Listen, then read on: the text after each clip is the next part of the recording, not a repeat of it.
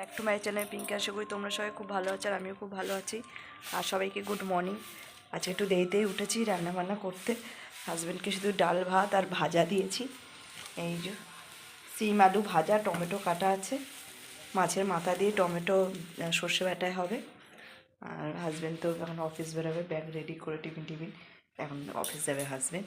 বাইরেটা আজকে রোদ্দুর উঠেছে, মোটামুটি রোদ্দুর উঠেছে বাইরেটা।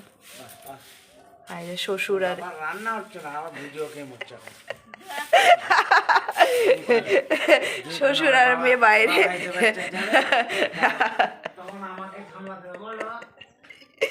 চলো দেখতে থাকো সারাদিন কী করছি না করছি।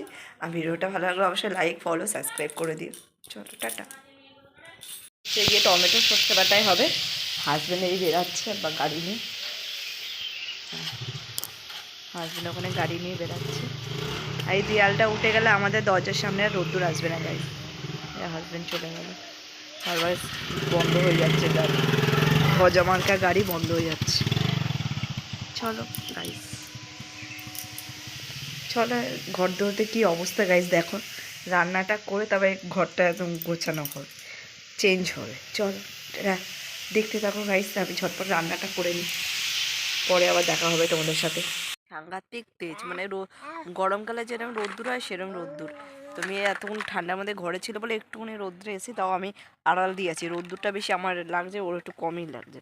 চলে যাবো 5-10 মিনিট থেকে, মানে গাড়ি মাল খালি করছে বলে আমরা যেতে পারছি না।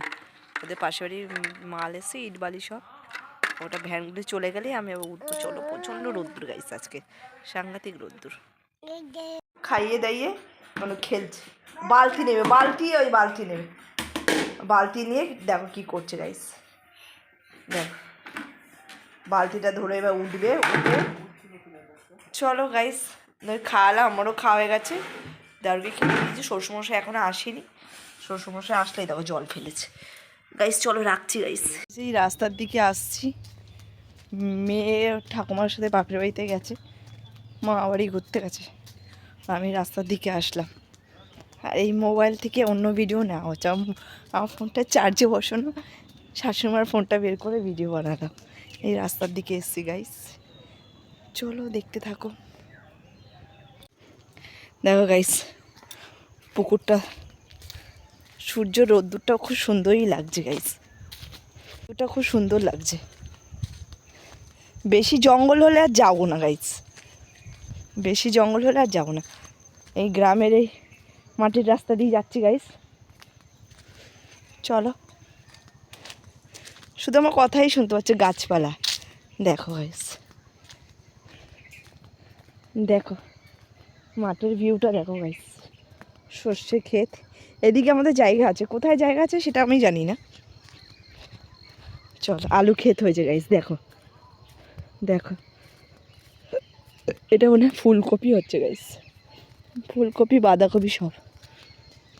কিরম লাগছে বলো গাইস ভিউটা?